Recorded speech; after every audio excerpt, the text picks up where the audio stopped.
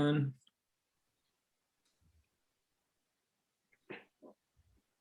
Hey folks, welcome to our presentation, Measured Success, Critical Perspectives on Student Success Librarianship.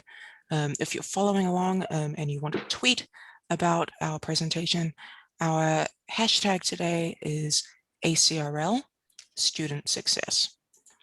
The reason that we're giving this presentation is in recent years, academic libraries have made concerted efforts to establish student success librarian positions to further support student well-being and retention. So over the years, there has been a big spike in library residency positions, and we feel like over the last few years, this has turned into a trend regarding student success positions. So often, these are intentionally filled by early career librarians who identify as first-generation scholars who hold other marginalized identities. And this makes folks in those positions more able to empathize and connect with students, but also more at risk of microaggressions, burnout, or low morale.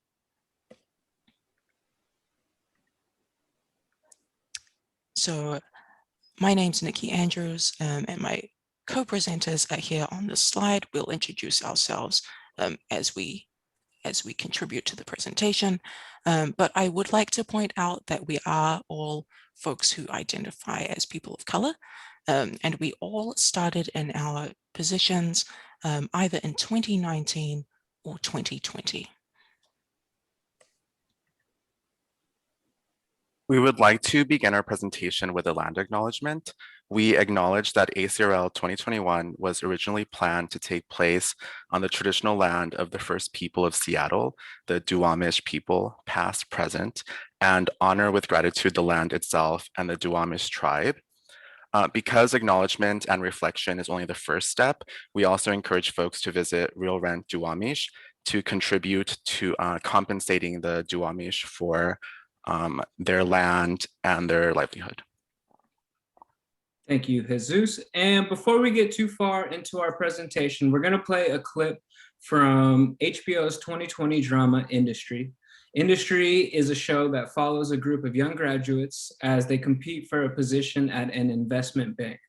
To set up the scene a little bit, three of the graduates that you're about to see, Robert, Gus, and Hari, are sitting at a pub and talking and just shooting it around. And when they pan over to the outreach team on the other side of the bar, this is the conversation that follows. It only takes 2 pints, doesn't it? All the outreach guys together, of course. It's a scheme for diversity hires, I know. Gus thinks he's above all that. I resent your friendship. Good, you staying out? Yeah, I'm not sure I can see fraternising with you two. I'm sober as a judge.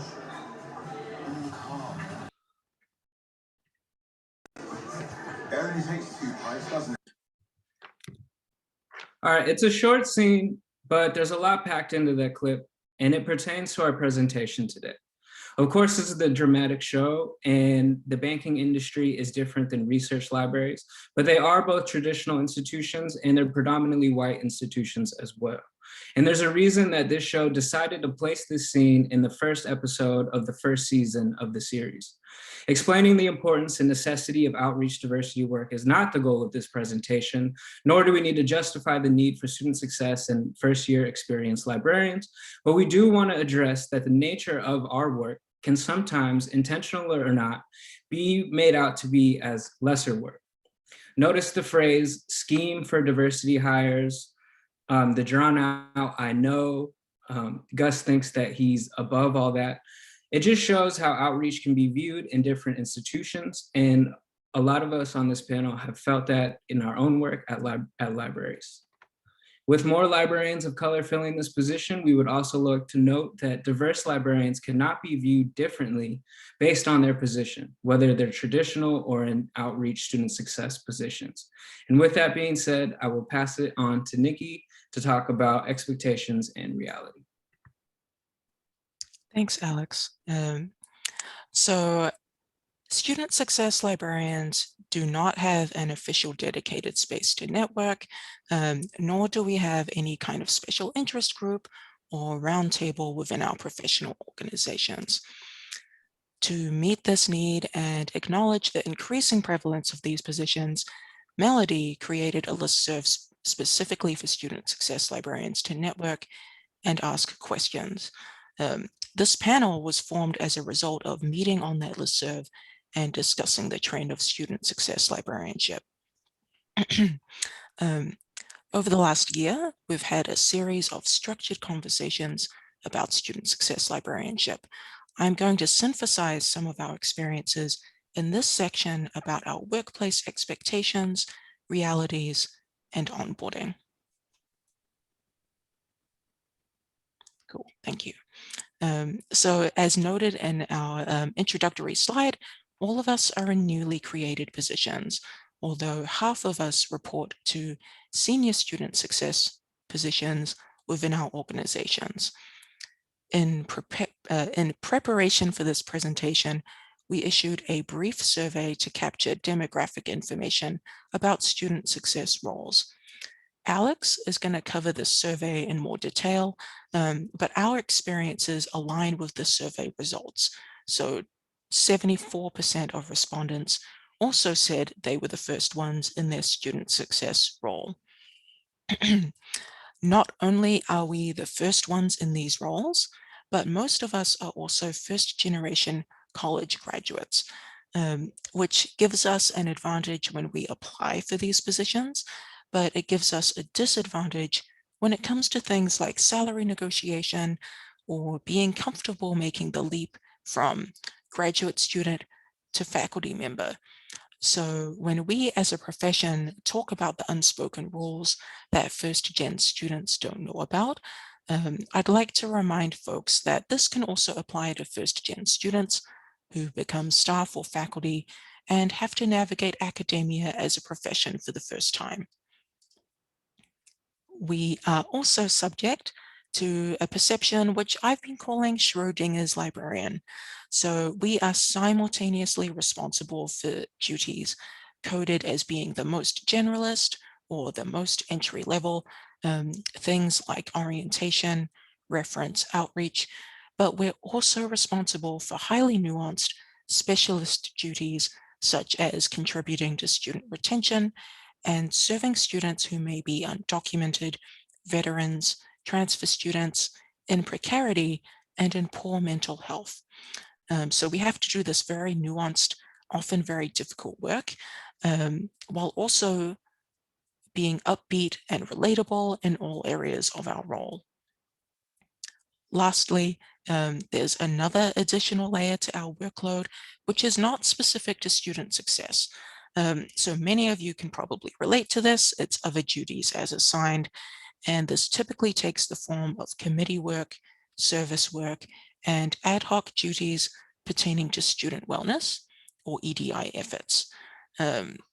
So we have to do this layer of work, and then there's also many unspoken workplace boundaries, siloing, and institutional grievances that we kind of walk into without warning sometimes, and we have to be really nimble in how we navigate these sensitivities in the workplace, often abruptly.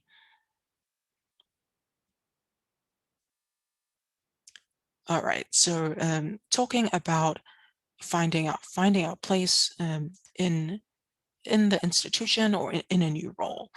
So one of the biggest indicators of our success collectively is the perspective of our peers and colleagues.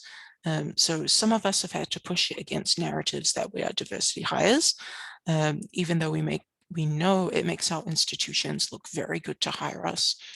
And some of us have grappled with perceptions of our transition from library school student to library resident to permanent librarian as still being lesser than compared to our peers.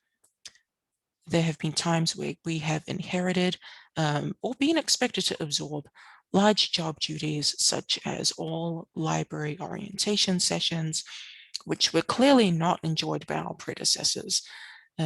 So there is an inequity when we We see our predecessors going on to develop new, more marketable skills, while we absorb duties which are viewed as routine or unskilled. While we are excited to develop new roles for our institutions, many of us have found we actually have very little autonomy in our roles. So we are held responsible for the feelings of our students without the power to shape the policies and procedures which impact them.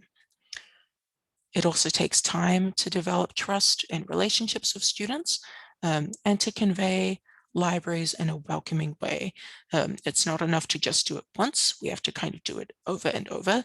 And it's not always compatible with the one-shot method of teaching that we grapple with.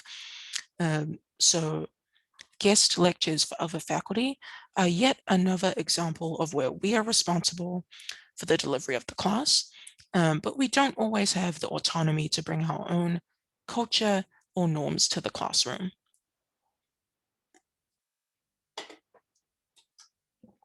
All right, next slide, please. Thank you. So despite our challenges, we all agreed that there are some significant factors which help us to succeed and make us feel comfortable and welcome in our new roles. So mentorship was very helpful with both official assigned mentors and unofficial mentors who help us to become grounded and feel welcome on campus. So the most successful mentoring relationships had mentors who were proactive in making key introductions to campus units and people, and who promoted our role to others. Supervisory support was just as necessary as the onboarding process. And again, successful support went beyond what was dictated by HR and was much more about contextualizing our role, learning our strengths, including us in projects that stretch our skills, not just our workload, and helping us avoid pitfalls. There were those of us who have supervisors who also worked in student success roles and who had an additional layer of support, expertise, and advocacy. So again, this brings to mind the difference between library residency programs who offer one resident position and those who hire a cohort. If there's more folks doing similar work and who can advocate for what we do, it's just a more inclusive experience. We all have colleagues who are very kind, but we also acknowledge that kindness or knowing that everybody wants us to succeed is not the same as removing actual barriers to our success, such as low-level entry-level pay, precarious work contracts, and heavy workload. And lastly, we all agree that getting to work with students and seeing our impact on their comfort in the library was hugely energizing and validating. Thank you. Thanks, Nikki. Hi, everyone. This is Jesus. Next, I'm going to talk about some of the challenges we identified in terms of defining student success work, assessing the impact of this work, and then some of the perceptions that our colleagues or folks that we work with may have about the work that we do. So to start off, just defining student success can be a bit of a challenge because it tends to be such a nebulous concept, and really thinking about how it's defined both within the institution and then in terms of the day-to-day work. So thinking about how student success is represented in our library or institutional missions and strategic objectives. And then also thinking about the programmatic day-to-day work, who gets to define the work that falls into a student success librarian's portfolio. Is it the student success librarian themselves? Is it the manager? And then is the work tied to a specific program or a specific partnership or partnerships on campus? If it is the case where this work is tied to a specific program and the position is tied to a program, that may make the work more defined and more structured. But if it's the case where it's not tied to a specific program, this may cause a little bit more ambiguity into what types of duties fall into this work. Because it's so difficult to define in the first place, assessing the impact and assessing the success of student success also tends to be an ongoing issue. Among the literature focused on student success and student success librarianship, we found that there's a huge focus on correlation as causation. However, this is something that we want to step away from just because in order to really draw any major conclusions, it does require one to make a lot of assumptions, which is something that we don't really want to do. Among the panel, we have used things like attendance number, survey questions, reflection, and anecdotal assessments. So a few of us have had the opportunity to include library-focused survey questions in surveys going out throughout campus to all students. So for example, one of us has incorporated survey questions in a survey through the Office of Assessment report. We've also had questions included in surveys going out to all transfer students and surveys going out to participants in the Summer Bridge program. So those have been a few opportunities in which we're able to get some direct feedback from students about the library and the library's participation in those specific programs. In terms of reflection and anecdotal assessments, thinking deeply about our perceptions of the impact and engagement that we witness during programs. So this can be a little bit more in depth than simply just recording attendance numbers, but really gauging the engagement during a specific program. Additionally, looking at our continuing relationships with our campus partners, if we are frequently being called upon to participate and help plan and develop services and programs with these campus partners, this may be a sign that what we're bringing to that relationship is something that our campus partners view as useful and valuable.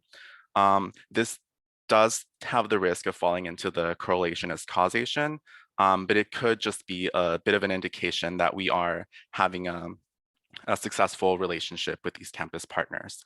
So one example I can think of is at my institution, the library is typically very involved with the Summer Bridge and Summer Bridge instruction.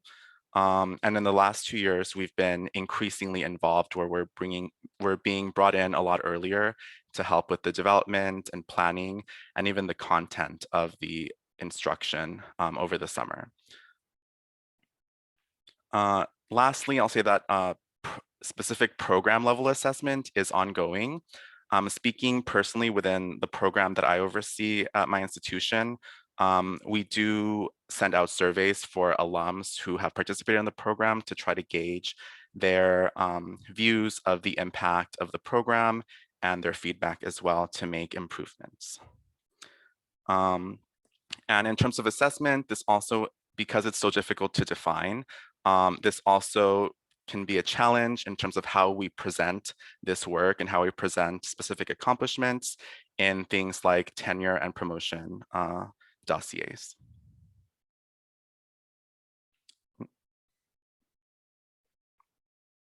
Lastly, I'll talk a little bit about perceptions of student success work. So as opposed to subject specialists who tend to work very closely with teaching faculty or academic departments, our counterparts tend to be folks in student life or folks in student services. And again, speaking personally, I feel that my institution really communicates the value of working closely with faculty and having those strong relationships with faculty. So I'm always just wondering how the partnerships that I have are valued as opposed to those with faculty. And again, thinking about perceptions, just like we have to kind of think about the challenges in presenting this work and our accomplishments in a promotion or tenure dossier, thinking about how folks on tenure and promotion committees view this work and value the work that we are doing and the partnerships that we have. Lastly, a lot of our work day to day has a focus on serving non-traditional or minoritized students. However, this is maybe something that's not necessarily reflected in our job titles or our immediate job duties. So while we're working with offices that serve transfer students, offices that serve first generation students, we don't see those titles within the library. There's just kind of that general title of student success. So also thinking about the title of student success, I also think a lot about the pressures of this title and the work. I think there's often pressures of having high impact and kind of going back to that assessment, being able to tell a story with our assessment.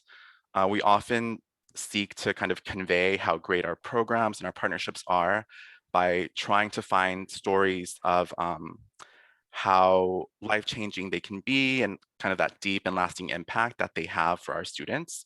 And I think that certainly can be the case, but I also don't think that it should be the benchmark for success, right? If we're able to provide a positive interaction, a positive environment for the students that we work with, I think that can also be viewed as success without necessarily proving how it ties into things like retention or kind of those more higher level impacts.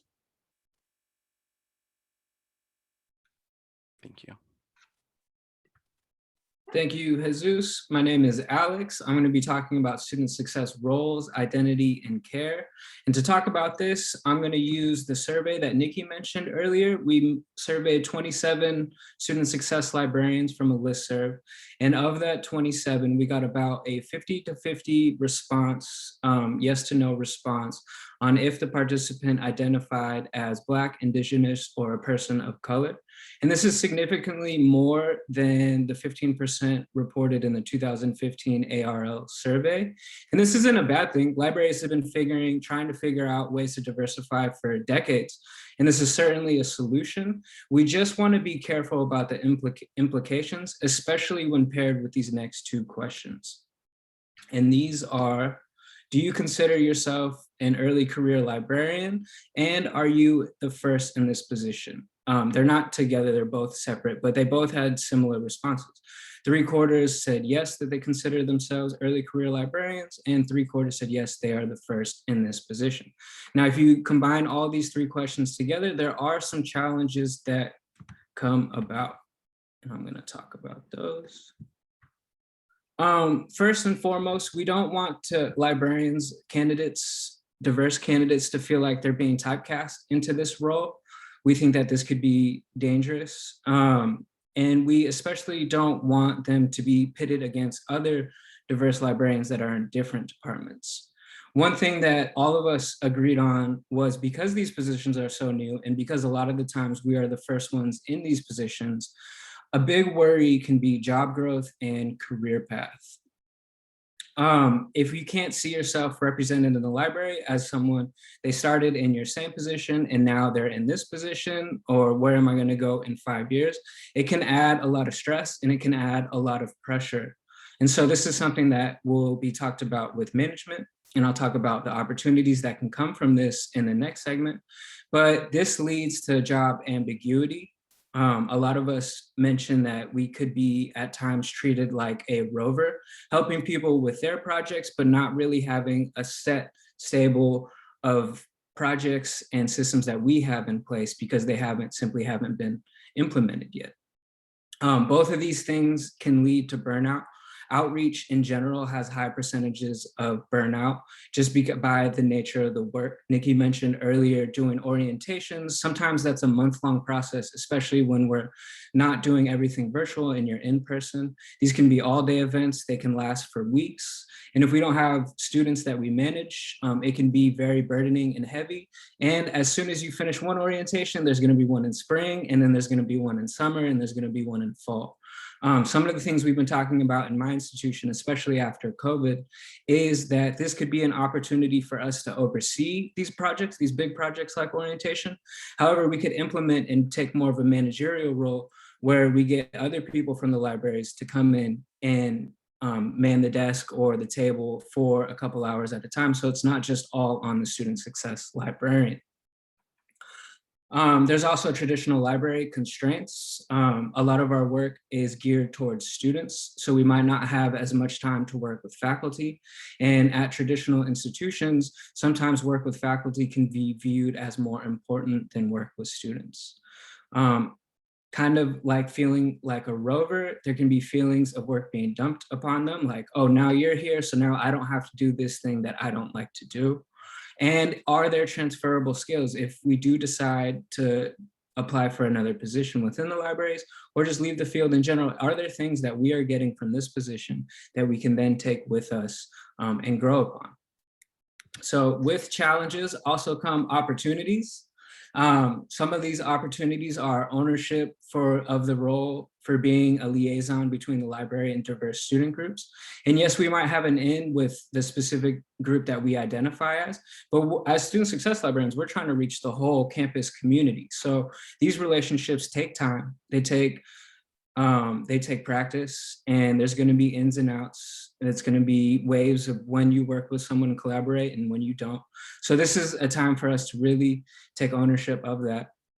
It's also an opportunity for us ourselves to define the role. And if we work with management to do this, we can really figure out how we can take this position 5 years down the line, where we're growing each year instead of doing the same thing every year with a new group of students. We can lock down a set of systems in place so that we can then move on to new and exciting projects that we want to take care of.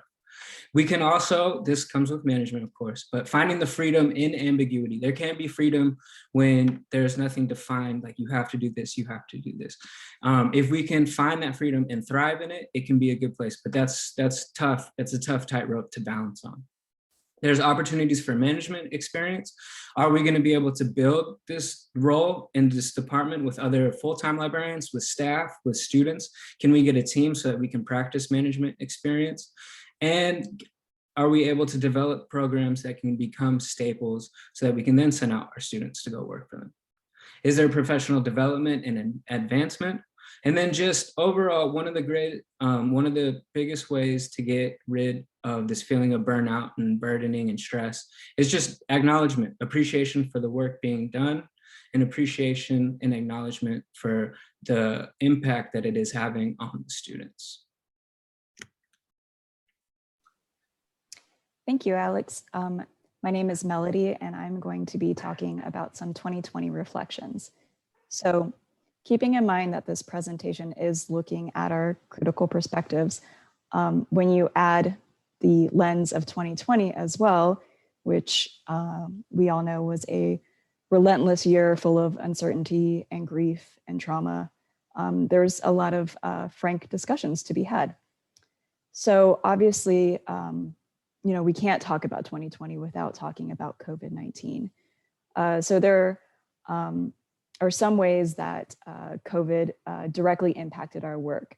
So as it was mentioned earlier, we were all new to our roles, and in our current positions, we've spent more time working virtually than we have on campus. Some of us were already familiar with our institutions, but others of us were still adjusting to campus before COVID hit. So while we were adjusting to our new situations, one thing that became abundantly clear very quickly was that the health of an institution's budget was directly tied to student enrollment and recruitment.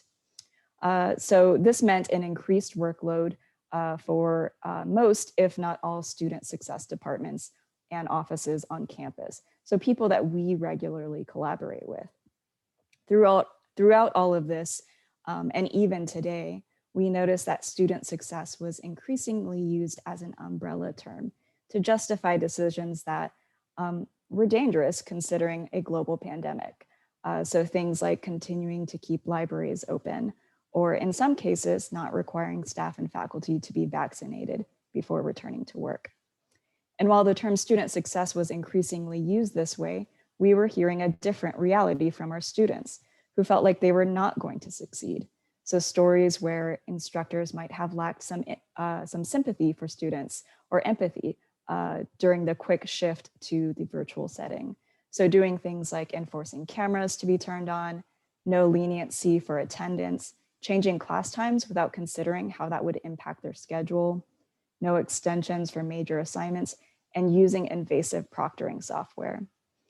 Obviously, what we heard was anecdotal, but it made us question, when we talk about student success this way, are we talking about student well-being and their academic success, or is this code for keeping students enrolled to protect budgets? Additionally, in the early days of COVID, Realities of librarians across the country who were experiencing layoffs, furloughs, and pay decreases were not lost on us. Given that we were all fairly new in our positions, we worried that our jobs could potentially be the first to be let go if cuts were to be made. Meanwhile, and also in the early days, some of us experienced mixed messages about expectations for work, whether we'd have to continue working on campus or be allowed to work from home. And choosing to work from home meant having to provide justification, which meant there was a spoken, "You can tell me anything," but with the understanding that it was going to be documented and that it was eventually going to reach HR. Seeing how BIPOC communities are disproportionately affected by COVID, the expectation that we had to ask permission to be safe by leveraging our own vulnerabilities was an irresponsible task that was unfortunately placed on some of us. Next slide, please, Alex. Thank you. So while all of these rapid changes were happening in a short amount of time, there was major pressure to recreate the in-person experience virtually, which meant scrambling to learn all new platforms, purchasing proper equipment, and quickly shifting ongoing events to formats that were less engaging. So well-attended programming, like the library's involvement with new student orientation and welcome week events, had to be reimagined for a virtual setting where attendance was significantly lower. A lot of outreach events were just canceled, or there were just less opportunities to collaborate with campus partners for student-facing events. And because, like I mentioned earlier, those offices were working day in and day out to protect our enrollment, those chances were less regular. And because so much of our work involves those collaborations, without them, we had the added concern that people might perceive us as not doing work, when in reality, we were putting so much thought and energy into our virtual projects. In fact, we often had to ask ourselves if it was worth it to put significant effort into virtual programming with very low participation rates, or just accept the reality that students are not interested in additional virtual engagement if it's not required of them. And if we accept that reality and decide to preserve some of our time and energy, which was very important in 2020, we then had to question how that would then affect our annual reviews. So there was a silver lining through all of this, and I think Alex mentioned this a little bit, and that was that we were presented with a unique opportunity to look at what we had been doing for programming with a new lens. So really questioning whether it would be a good idea for a whole transformation for certain programming, or even to question whether certain programming had simply run its course and it was time to let it go. So next slide, please. Thank you. Another major part of 2020 were the summer protests. So we wanted to add in those reflections as well. So during this time, we noticed there was a lot of new or renewed interest and urgency placed on EDI and anti-racism, even though that work has always existed. People were already doing that work, but maybe it just wasn't being valued in the same way it was prior to that summer. One of the characteristics of white supremacy culture is a sense of urgency. And we saw that as institutions suddenly expected library personnel to crank out diversity statements and LibGuides as quick wins, even though anti-racism requires deep, sensitive, nuanced, and ongoing work. And what were we left with? We were left with poorly put together LibGuides that have since been abandoned. And then finally, some of us experienced a lot of promises that were made last summer, in which we're currently still waiting for the follow through and accountability from predominantly white management. And even when some of us felt like we did have the support of our department, it was lacking on an institutional level where unfortunately real change needs to be made.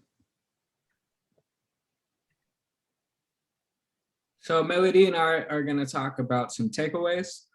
Some of the important parts we wanted to mention are that we're all new in our roles, weathering instability, and things are precarious, but also have huge potential to solidify and improve. We also love our students, but our pride and care for them cannot stand in for our own well-being and professional growth. Some other takeaways. We notice when we're being given the grunt work that nobody else wants to do. But we also notice when people invest in our professional development with things we want to explore. And finally, we are committed to our work and hope to stay in libraries for a long time. However, retention requires institutional change beyond the ability of BIPOC to endure racism in the workplace. And that is our presentation. Thank you so much. I do want to plug the listserv that Nikki mentioned earlier. It is Student Success Librarians at wiw.org. If you are a first year experience or student success librarian or do similar work, please join us. All right, thank you. Thank you, everybody. We'll take questions now. Yes.